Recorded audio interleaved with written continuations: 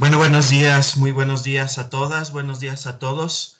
Espero que estén todos muy bien. Vamos a continuar hablando sobre la unidad número 5 del curso, donde estamos tratando la cuestión de la regeneración in vitro, la manera o las vías mediante las cuales nosotros vamos a poder obtener plantas completas y funcionales a partir de nuestros cultivos in vitro.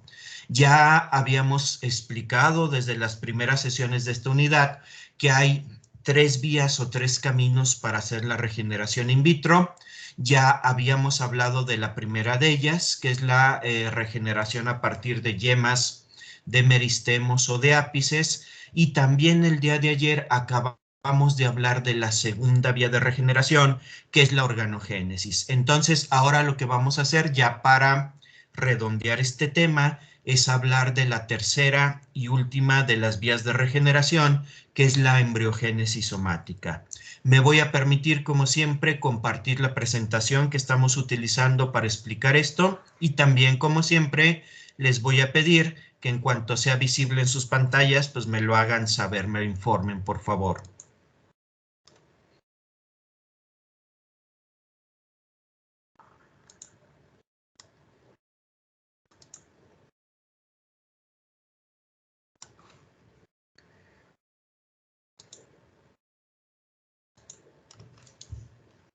Ya se ve. Ya se ve, muchas gracias. Bueno, nada más para recordar un poquito, el día de ayer estuvimos platicando y terminamos de platicar sobre la vía de regeneración de la organogénesis. Si se acuerdan ustedes, en la organogénesis nosotros vamos a tomar células que ya no son meristemos. Eso sería la primera vía. Aquí no. Aquí tomamos células que ya no son meristemos y tenemos que hacer un proceso en el cual primero, ciertas células del explante se van a desdiferenciar para volverse a convertir en meristemos, en pequeñas yemas. Como estas yemas no son naturales, sino que se obtienen de manera artificial por este proceso, se les da el nombre, si se acuerdan ustedes, de meristemoides para distinguirlos de los meristemos y de las yemas que sí son naturales. Por eso lo primero que vemos cuando nosotros regeneramos por organogénesis, lo primero que vamos a ver es que sobre nuestro explante aparecen esta especie de esferitas muy pequeñas, pequeñísimas, de más o menos 1 milímetro o menos, y esas esferitas en realidad son yemas, nuevas yemas que contienen los meristemoides, que se formaron a partir de células que no eran meristemos en el primer paso de la organogénesis. Después, si se acuerdan ustedes, cada una de estas esferitas va a empezar a tomar lentamente la forma de una planta. Si se fijan, miren, esta ya le vemos primordios de hoja, ya le vemos algunos pelitos glandulares, es decir, ya se va pareciendo más una planta, hasta que tarde o temprano ya vemos plantitas diminutas, muy pequeñas, pero ya claramente distinguibles con sus hojas, sus tallitos, etcétera. Estas plantitas, cada una de ellas se formó o se generó a partir de un meristemoide, y un meristemoide a su vez se generó a partir de una célula del explante, una célula diferenciada que a través de los procesos que nosotros llevamos a cabo in vitro se convirtió primero en un meristemo y luego en un brote. Y si se acuerdan ustedes, cuando hablamos de organogénesis, hablamos de dos variantes o dos tipos.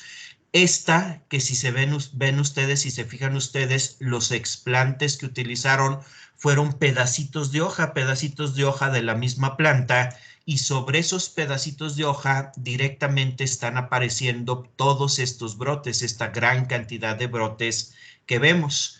A eso se le llama organogénesis directa. Directa porque los brotes o nuevas plantitas que obtenemos se generan sobre el explante original. Estos brotecitos, pues tarde o temprano van a ser colectados, es decir, con paciencia hay que cortarlos, hay que separarlos, ponerlos en un medio de enraizamiento. Aquí los vemos ya en un medio de enraizamiento que, como vamos a ver más adelante, el medio de enraizamiento puede contener carbón activado, por eso lo vemos el medio de color negro, y una vez que forman las raíces, pues ya se siembran, se colocan en el suelo y se tratan como plantas normales. Este sería un ejemplo que vimos el día de ayer de organogénesis directa. Si se acuerdan, también tenemos una segunda opción, también de organogénesis, que es cuando primero se genera tejido calloso, que es esto que vemos aquí, y luego a partir de ese tejido calloso se generan los brotes, que es lo que vemos aquí en la segunda fila de fotografías. Vemos cómo sobre el tejido calloso empiezan a aparecer esos meristemoides, esos primordios de brotes, hasta que vemos ya las plantitas bien diferenciadas. Esto también es organogénesis, nada más que como no ocurre directamente en nuestro explante original, sino que primero se genera callo y luego a partir del callo se da ya el proceso de formación de los brotes, se le llama organogénesis indirecta porque hay un paso intermedio de tejido calloso. Esta pues es la regeneración por organogénesis, que es más compleja que la regeneración por meristemos, por yemas, por ápices, y que implica procesos de desdiferenciación y de rediferenciación celular. Bueno, ¿alguna pregunta que hubiera sobre la organogénesis? ¿Sí queda claro qué es? Profe, yo tengo una duda. Sí, claro, dime. Estos meristemoides, bueno, son meristemos, ¿no? Que se forman, Sí. pero ¿son de qué tipo? ¿Siempre son apicales o también pueden ser meristemos radiculares o hay qué? Pueden ser de los dos tipos. Pueden ser meristemos vegetativos, es decir, que nos formen tallos, que nos formen hojas, es decir, toda la partera de la planta, pero en algunos casos, si se fijan aquí en esta, nos están ilustrando en esta fotografía que en algunos casos los meristemoides o meristemos que se forman son radicales. Obviamente eso no nos serviría mucho porque lo que queremos es una plantita y luego enraizarla. No lo podemos hacer al revés, no podemos tener una raíz y luego generar la planta.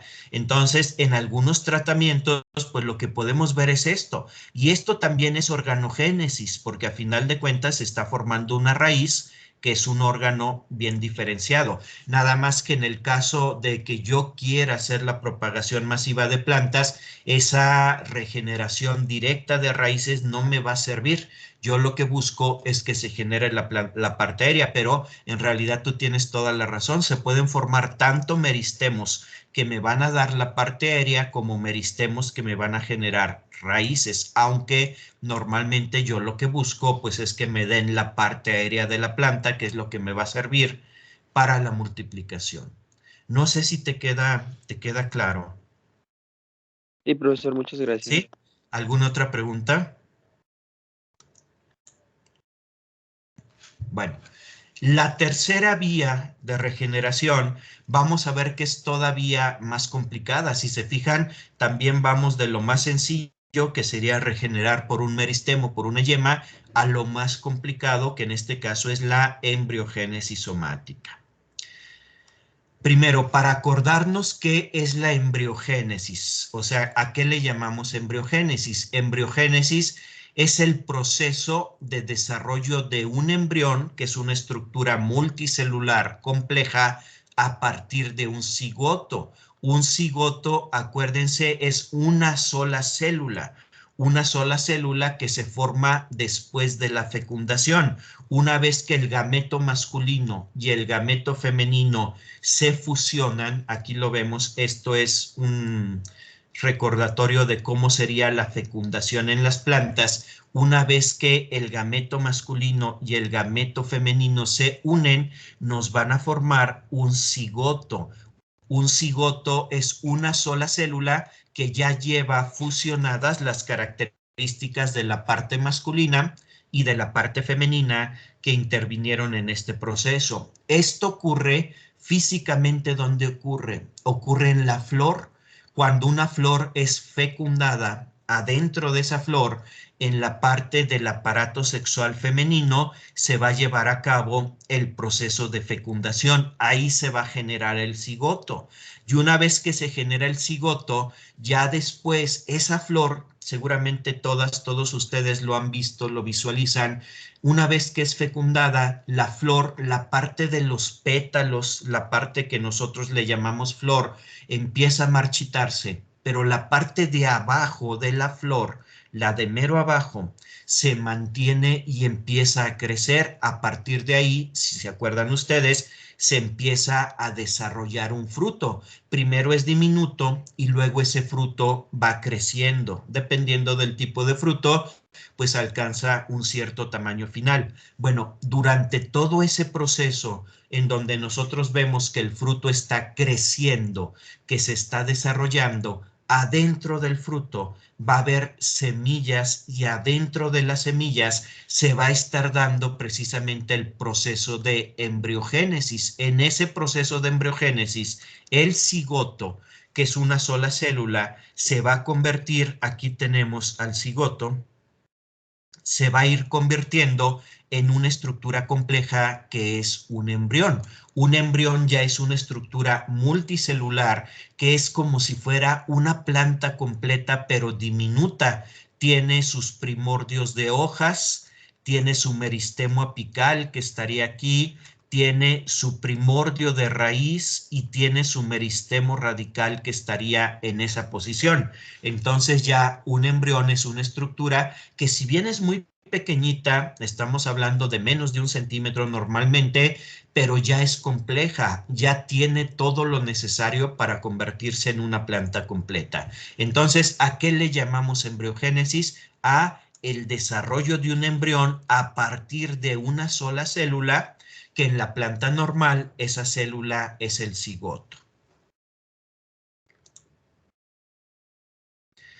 El proceso de embriogénesis implica un proceso complejo de multiplicación y de diferenciación celular. Es decir, no es un proceso sencillo, sino que partiendo de una sola célula se va formando, si se fijan, esta estructura que tenemos, esta esferita que vemos aquí arriba, es un embrión en etapa inicial de desarrollo. Si se fijan, todavía tiene unas pocas células, pero esas pocas células se van a seguir multiplicando y van a ir apareciendo los diferentes tejidos que van a formar ya la planta adulta. Aquí esos tejidos los podemos ver como diferentes colores. Si se fijan, por ejemplo, el tejido de color verde nos va a formar toda la epidermis de la futura planta. El de color blanco nos va a formar el parénquima, que son los tejidos de relleno en una planta. El tejido de color azul nos va a formar todo el sistema vascular, es decir, el xilema y el floema, y el de color naranjita, o sí, naranja más o menos, nos va a formar toda la raíz. Entonces, el proceso de desarrollo del embrión implica que van apareciendo poco a poco todos los tejidos que luego van a conformar ya la planta adulta. Y algo muy interesante que lo vamos a estar manejando continuamente es que, si se fijan, el desarrollo del embrión nos lleva varias etapas que las podemos distinguir fácilmente una de otra. Si se fijan ustedes, las primeras etapas o en las primeras etapas, el embrión es una esferita, es decir, es como una bolita de tejido, se le llama etapa globular. Cuando hablamos nosotros de un embrión en etapa globular, pues nos estamos refiriendo a las primeras etapas, a las etapas iniciales de su formación. Después, si se fijan, va cambiando un poquito de forma y se convierte en esto que se le llama corazón, es decir, es la forma llamada de corazón. Cuando nosotros hablamos de un embrión en forma de corazón, estamos hablando de un embrión en una etapa intermedia de desarrollo, es decir, está a la mitad de su desarrollo. Finalmente, esa forma de corazón se alarga y toma esta forma que ya es un embrión maduro, donde vemos claramente el polo radical. A partir de aquí va a salir toda la raíz. Luego vemos las primeras dos hojitas embrionarias, las primeras dos hojas de la planta, que se llaman cotiledones. Vemos la yema apical. A partir de aquí va a salir toda la parte aérea de la planta. Cuando tiene esta forma, se le llama o se le dio el nombre de forma de torpedo. Bueno, no sé, alguien le vio esa forma, se le puso ese nombre y así se quedó. Y entonces cuando hablamos nosotros de un embrión en forma de torpedo, estamos hablando entonces de un embrión ya maduro, que ya es una planta diminuta, una planta en miniatura que nos va a dar la posibilidad de simplemente desarrollarlo y obtener una planta completa con todas sus partes. Es decir, aquí vamos a obtener la parte aérea y la raíz. ¿Se acuerdan ustedes que en la organogénesis lo que obtenemos es un brote, es la pura parte aérea de la planta y luego la tenemos que llevar a un medio de cultivo diferente a enraizar? Aquí no. Aquí lo que obtenemos de un solo paso al final, ya cuando germinamos el embrión, es una planta completa. Ya no la vamos a tener que enraizar luego porque ya lleva su sistema radical y lleva toda la parte aérea. Este es el proceso de embriogénesis. Esto es lo que ocurre, les decía, cuando un fruto, cuando nosotros si tenemos, por ejemplo, en casa un arbolito de manzano, de pera, de lo que ustedes quieran, de la fruta que quieran, cuando apenas se fecunda la flor y vemos la manzanita diminuta de menos de 1 centímetro que empieza a crecer poco a poco hasta tomar ya el tamaño de nuestra manzana, bueno, lo que está ocurriendo en ese tiempo es precisamente esto. No solamente está creciendo la manzana, sino que adentro de cada semilla de esa manzana se está llevando a cabo este proceso de formación de los embriones. Este proceso que se da en la naturaleza y que viene de la fecundación, es decir, de la unión de gametos masculinos y femeninos en la reproducción sexual, nosotros lo podemos llevar a cabo in vitro, es decir, lo podemos desarrollar in vitro, pero podemos partir de células que no sean gametos, es decir, podemos partir de cualquier, en teoría, de cualquier célula de la planta. Acuérdense ustedes, las células que no son gametos, que no son las células sexuales, se les llama células somáticas. Entonces nosotros podríamos tomar una célula somática, es decir, que no sea un gameto, y a partir de esa célula somática generar un cigoto y luego a partir de ese cigoto generar un embrión, imitando exactamente el proceso natural de formación de los embriones. Nada más que no partimos de células sexuales, por lo tanto, le vamos a llamar, para diferenciarlo de la embriogénesis normal, le vamos a llamar embriogénesis somática. ¿Por qué? Porque no se parte de un cigoto que viene de una fecundación, sino se parte de células somáticas. Acuérdense, célula somática es cualquier célula del cuerpo de una planta, excepto los gametos, excepto las células sexuales. Entonces, la embriogénesis somática no es más que imitar el proceso de formación de un embrión que ocurre en todas las plantas, pero partiendo de una célula somática y en condiciones de cultivo in vitro. Bueno, no sé si quede claro. Si hubiera alguna duda, ahorita lo único que hemos visto es la definición, es decir, qué es la embriogénesis somática. No hemos visto cómo la vamos a hacer, simplemente la definición. En ese sentido, ¿hubiera alguna pregunta? ¿Alguno no le queda muy claro la definición, qué es la embriogénesis somática? Muy bien. Bueno, sí, Profe, dime. tengo una Dime. duda, no necesariamente de la definición, sino en este caso de embriogénesis somática, ¿también existiría algún tipo de modificación genética como pasaba con el tejido calloso? O sea, que Ah, pueda no tener como lo mismo. sí, mira, precisamente de eso vamos a hablar. Ahorita voy a tratar de explicar eso y si no te queda claro, me vuelves a comentar. ¿Hubiera alguna otra pregunta diferente? Bueno, Entonces vamos a ver esto, miren. La embriogénesis somática, igual que la organogénesis, puede ser de dos tipos, directa e indirecta. En la embriogénesis somática directa, lo que vamos a ver es que directamente, valga la redundancia, sobre el explante que yo siembro, que yo inoculo, me aparecen los embriones.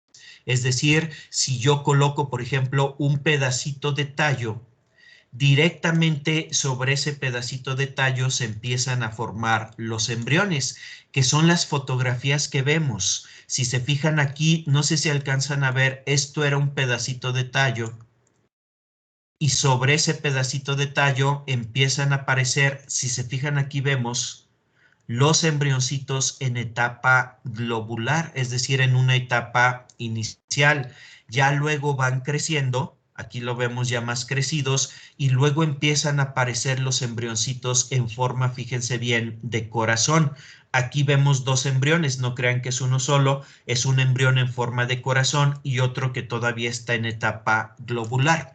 Entonces, embriogénesis somática directa es cuando yo coloco un explante que puede ser un pedacito de hoja, un pedacito de tallo, y directamente sobre ese explante empiezan algunas células a llevar a cabo el proceso de diferenciación de embriogénesis. En ese caso, no tendría por qué haber variación genética. Es decir, yo no podría esperar que hubiera una gran variación genética. Aquí yo podría confiar en que estas plantitas que se están formando a partir de embriones van a generar plantas normales exactamente iguales a la planta madre de donde yo tomé el tejido. Porque eso sí hay que recalcarlo. Estos embriones vienen de células somáticas. Normalmente cuando hablamos de un embrión esperamos alguna variación genética porque viene de la fusión de un gameto masculino y uno femenino. Por lo tanto, en ese embrión habría la combinación de las dos plantas que funcionaron como madre y padre. En este caso, no. En este caso, como son células somáticas, no esperaríamos ninguna variación. No hubo combinación de gametos. Y si los embriones los obtenemos directamente sobre mi explante, lo cual es raro, la verdad no es muy frecuente, vamos a esperar una fidelidad genética, es decir, que no haya habido cambios genéticos. Hay una segunda vía que de hecho es la que es mucho más común en la embriogénesis somática. En esta vía, nosotros primero obtenemos tejido calloso, es decir, primero en esta etapa que le llamaríamos de inducción, lo que nosotros generamos es tejido calloso. Ese tejido calloso lo podemos multiplicar, lo podemos mantener por un tiempo y luego lo podemos llevar a otras etapas en la cual la segunda se llama histodiferenciación. Y en esta etapa de histodiferenciación, algunas células del tejido calloso van a empezar, ahorita vamos a ver muchos ejemplos, van a empezar su camino para convertirse en embriones. Entonces vamos a obtener embriones a partir del tejido calloso. Eso es lo que se le llama embriogénesis somática indirecta. Y en este caso, como nosotros lo primero que generamos fue tejido calloso y ya sabemos que el tejido calloso nos puede generar variación genética, en este caso, en la embriogénesis somática indirecta, sí llevamos una probabilidad de que haya cambios, de que haya variaciones, es decir, las plantas que yo obtenga a partir de este proceso pudieran presentar alguna variación o alguna alteración con respecto a la planta madre, a la planta de la cual yo tomé el tejido para inducir el tejido calloso. Entonces, ahora sí, contestando a tu pregunta, en la embriogénesis somática directa normalmente no esperaríamos variación genética, pero en la embriogénesis somática indirecta, que es la que parte de tejido calloso, ahí sí, como hay tejido calloso involucrado, es probable que observemos o generemos esa variación. A ver, no sé si te quedó claro ahora sí con lo que me preguntabas. Sí, profe, muchas gracias. ¿Sí? Muy bien. Entonces, vamos a platicar, fíjense bien, en la literatura o en general en biotecnología vegetal, casi el 95% de los sistemas que se reportan de embriogénesis somática son indirectos. ¿Por qué? Porque son los más eficientes. Ahorita vamos a ver por qué son los que me van a producir una mucho mayor cantidad de plantas. Entonces, a veces se asume que cuando hablamos de embriogénesis somática nos estamos refiriendo a la indirecta, la que viene de tejido calloso. ¿Por qué? Porque es la más común, es la que normalmente se utiliza. Nada más hay que acordarnos de que sí existe la otra opción, la directa, nada más que como es mucho menos eficiente en cuanto al número de plantas que yo puedo generar, pues prácticamente no se utiliza, solamente se investiga pues por generar conocimiento, pero no se lleva a cabo en gran medida. A veces cuando hablamos de embriogénesis somática asumimos, lo cual tampoco es correcto, pero así se hace, que estamos refiriéndonos a la indirecta, es decir, siempre se va a partir de un primer paso que es generar tejido calloso. Esa generación de tejido calloso se le llama inducción. Ese tejido calloso yo lo puedo incluso multiplicar antes de obtener mis embriones. Yo puedo multiplicar el tejido calloso, lo puedo mantener por un tiempo. Ya sabemos que eso lleva el riesgo, entre más tiempo lo mantenga yo como tejido calloso, más riesgo hay de maduración, pero se puede hacer perdón, no de maduración, sino de variación genética. Pero se puede hacer y luego cambiando, ahorita vamos a ver cómo, cambiando las condiciones en las cuales yo tengo el tejido calloso, puedo hacer que en ese tejido aparezcan embriones, se lleve a cabo la histodiferenciación. Histodiferenciación quiere decir la diferenciación o aparición de los diferentes tejidos, que es lo que veíamos representado en una diapositiva anterior como diferentes colores. Es decir, aquí en esta histodiferenciación es donde se va a estar dando eso que ya les comenté. Primero la formación de un embrión en etapa globular, luego la formación de un embrión en etapa de corazón, finalmente la formación de un embrión ya completo que se le llamaría, si se acuerdan, etapa de torpedo. Todo eso va a ocurrir en esta etapa de histodiferenciación. Luego tendríamos que hacer una tercera etapa. Si se fijan, ya estamos hablando de un sistema complejo. Cada etapa implica un medio de cultivo diferente. Uno para generar callo, otro para generar los embriones y un tercero para que los embriones maduren. ¿Qué significa esto? Bueno, que una vez que terminan los embriones de formarse, no están todavía listos para producirme una planta, es decir, para germinar, requieren de un tiempo de maduración para que toda la maquinaria molecular de ese embrión que se va a requerir para reactivar el metabolismo y para germinar se pueda estructurar, pueda madurar todo eso. Entonces, llevamos una etapa de maduración y finalmente pasamos a la última etapa, que es la número 4, en donde se va a llevar a cabo finalmente la germinación del embrión. El embrión se va a convertir en una plantulita. Y repito, normalmente cada una de estas etapas va a significar que yo tenga que desarrollar un medio de cultivo diferente, uno para inducción, uno para histodiferenciación, uno para maduración y uno para germinación. Entonces, si se fijan, no es como las técnicas que hemos visto antes. ¿Se acuerdan? En la primera vía de regeneración, simplemente yo busco un tejido que lleve meristemos, los coloco en un medio y ahí directamente en un solo paso, en un solo medio, obtengo mis plantitas. En la organogénesis igual, la única diferencia es que el medio es más complejo, ya lleva una mezcla de auxinas, citosininas, hay otros factores que veíamos ayer, pero igual en el mismo medio se va a dar todo el proceso y van a aparecer mis brotecitos. En el caso de la embriogénesis somática, si se fijan, es más complicado. Son 4 etapas y en cada una de esas 4 etapas yo tendría que definir cuál es el medio más adecuado para que esa etapa se lleve a cabo de manera eficiente. Bueno, ¿alguna pregunta hasta aquí? ¿Sí quedan claras las diferencias?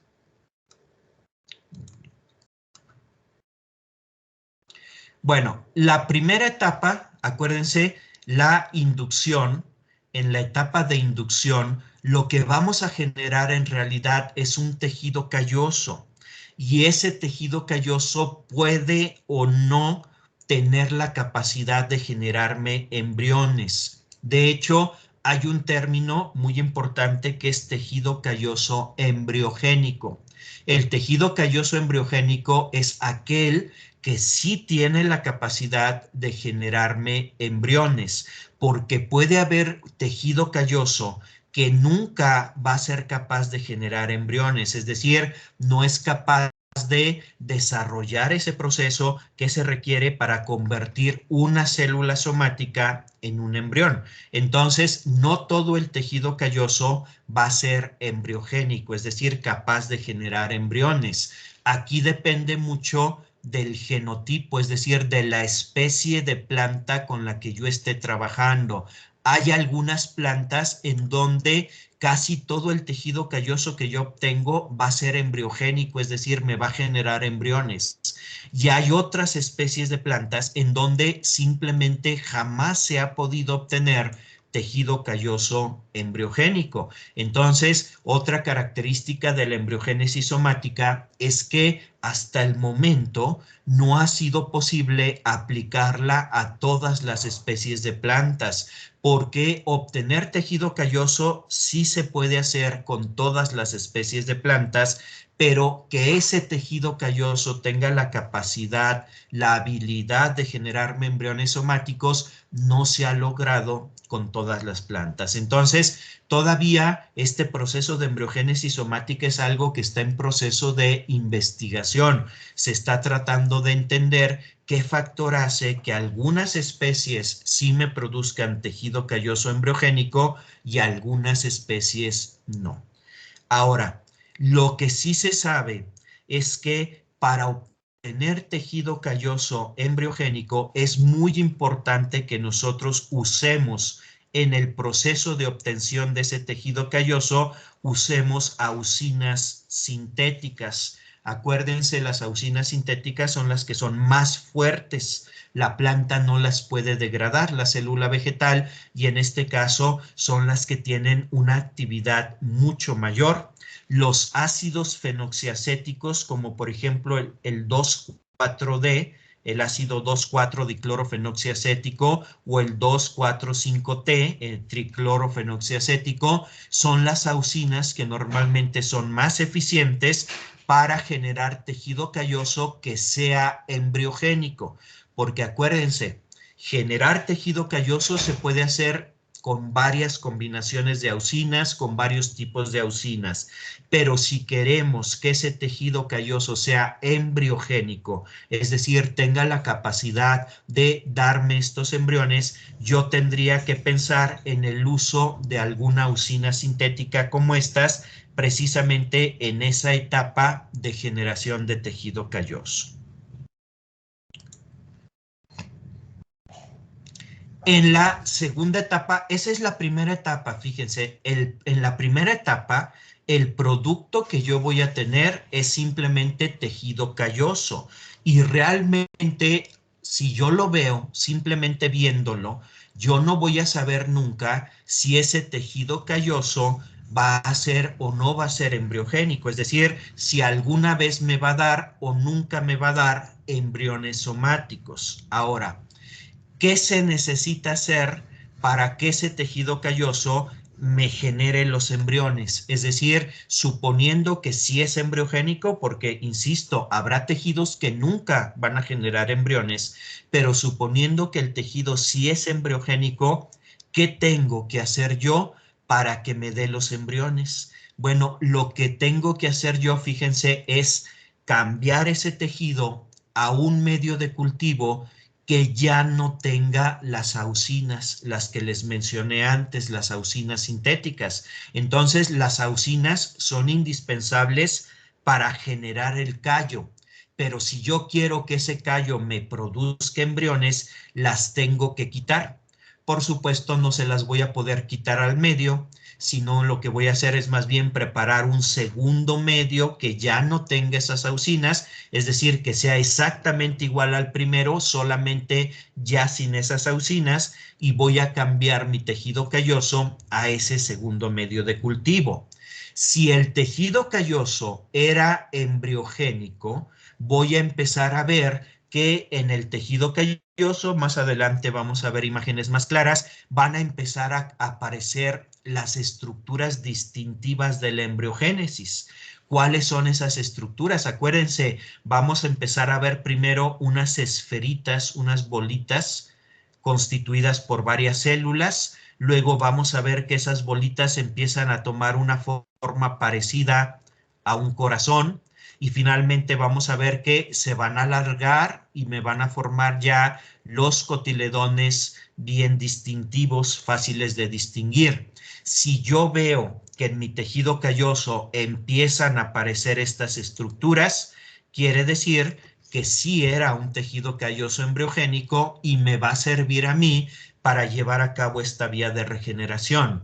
Si el tejido calloso se mantiene como normalmente es, un conjunto de células indiferenciadas, y yo no veo la aparición de estas estructuras, pues simplemente quiere decir que mi tejido calloso no era embriogénico, no me va a servir para obtener plantas. Desafortunadamente, no hay manera como yo lo pueda reconocer a simple vista, es decir, no hay una fórmula que yo les pueda dar para decirles si el tejido calloso tiene tales características, va a ser embriogénico. No, la única manera que sabemos o que tenemos para saber si es o no embriogénico, pues es intentar esto, quitar las auxinas, cambiarlo a un medio sin auxinas y fijarnos, estarlo viendo ahora sí, observándolo diariamente, a ver si empezamos a ver la aparición de estas estructuras. Si las vemos, pues quiere decir que se está dando la histodiferenciación, es decir, la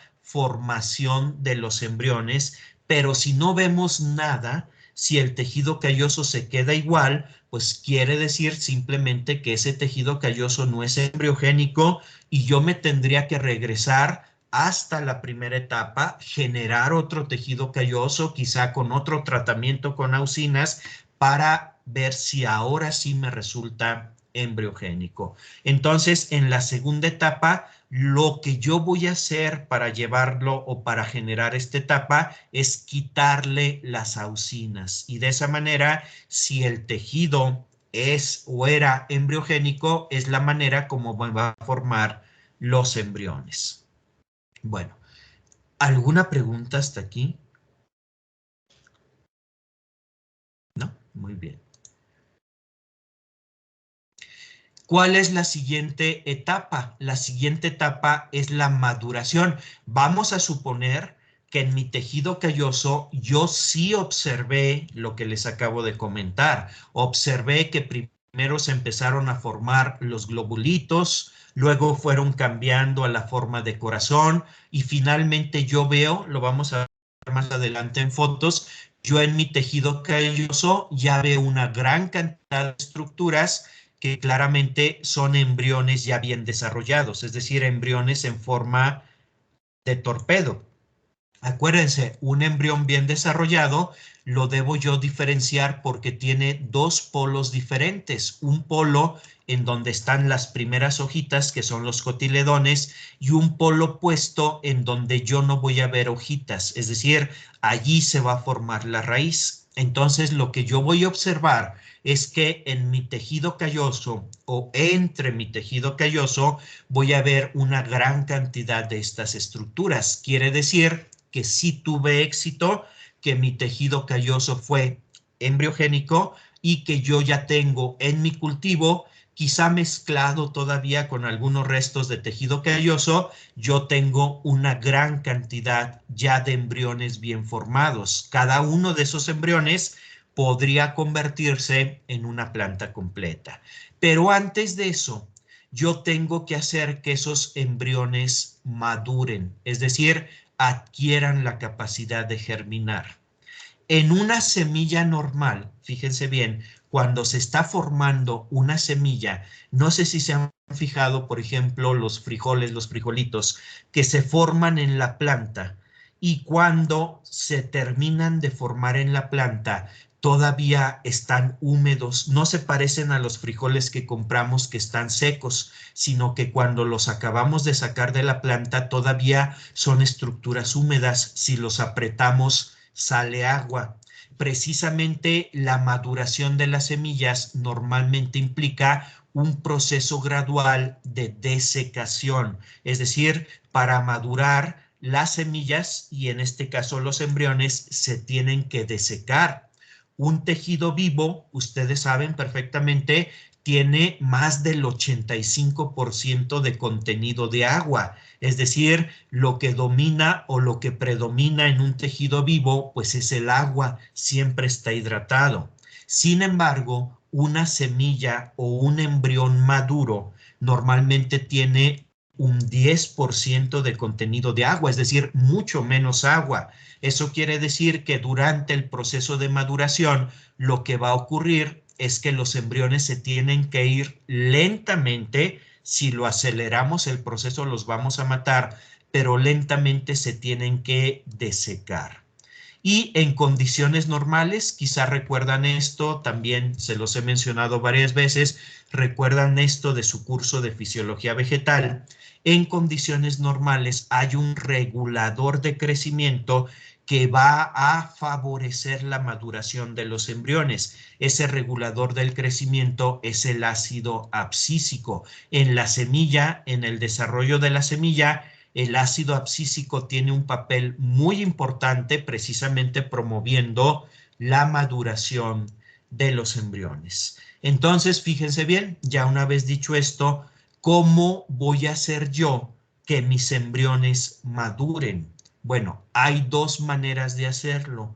Una manera es ahora cambiarlos, si se fijan ya sería un segundo cambio de medio, ahora cambiarlos a otro medio que ahora lo que va a llevar es ácido abscísico. Es decir, yo cambio mis embriones que ya se formaron a un tercer medio. Acuérdense, el primer medio es donde generé el callo.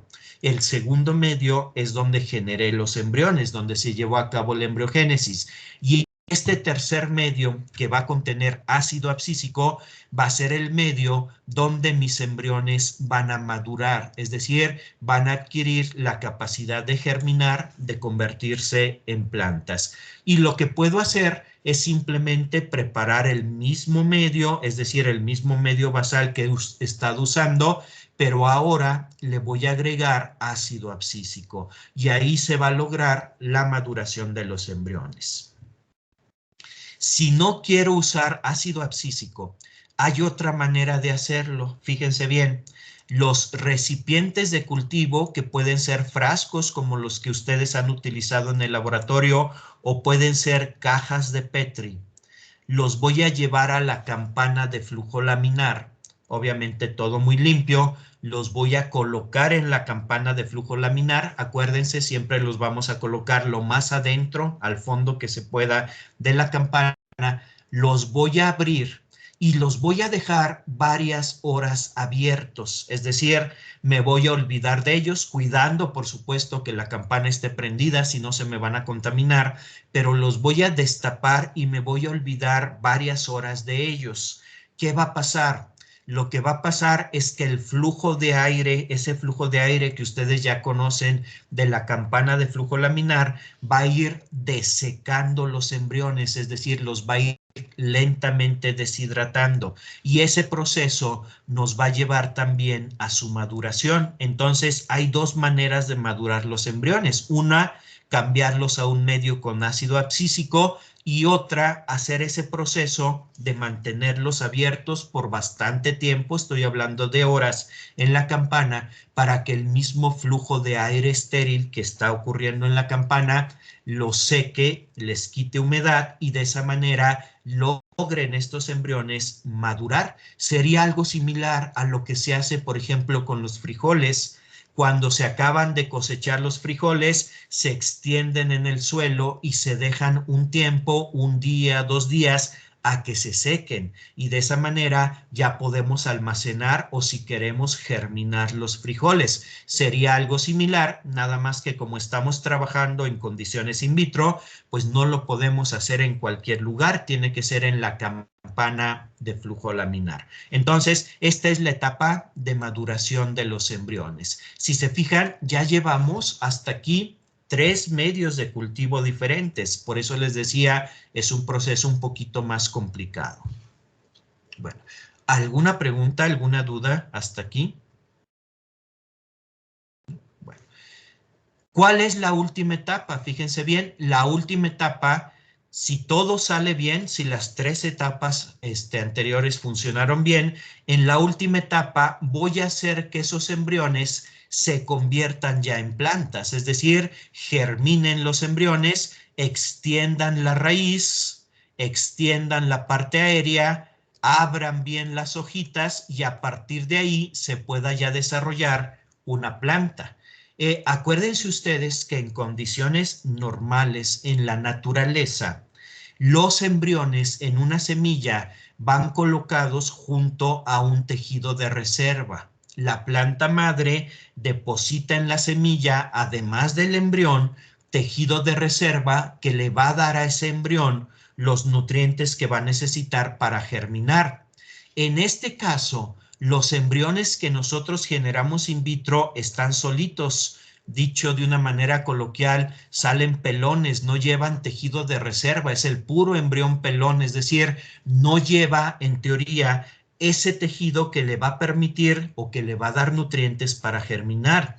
Por eso el proceso de germinación también lo tenemos que hacer en condiciones in vitro. No podemos plantar estos embrioncitos en una maceta porque al carecer de tejido de reserva no podrían germinar. Tienen que germinar en un medio de cultivo precisamente para que ese medio de cultivo le proporcione al embrión todos los nutrientes que necesita para convertirse en una planta. Es por eso que todas las etapas de la embriogénesis se van a desarrollar in vitro, desde la generación del tejido calloso hasta la germinación del embrión.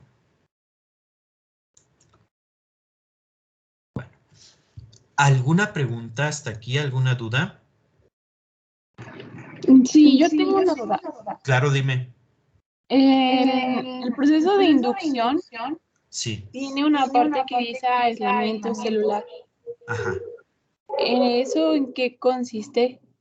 Eso ya no se los mencioné porque es algo que todavía no se demuestra muy bien, pero se supone que el tejido que sí es embriogénico, es decir, el que sí nos va a dar embriones, porque acuérdense, no todo el tejido calloso nos da embriones, se supone que en el tejido calloso que sí da embriones, lo primero que se va a observar es que las células empiezan a separarse unas de otras. Es decir, ya no están tan íntimamente unidas, sino que se empieza, llamémoslo así, a aflojar la estructura del tejido calloso, como que las células se van aislando de las vecinas y se van convirtiendo en células individuales que ya no tienen conexiones, ya no tienen unión con las vecinas, y se supone, todavía esto está investigándose, que eso es una señal muy temprana de que sí va a darse la embriogénesis, el aislamiento celular.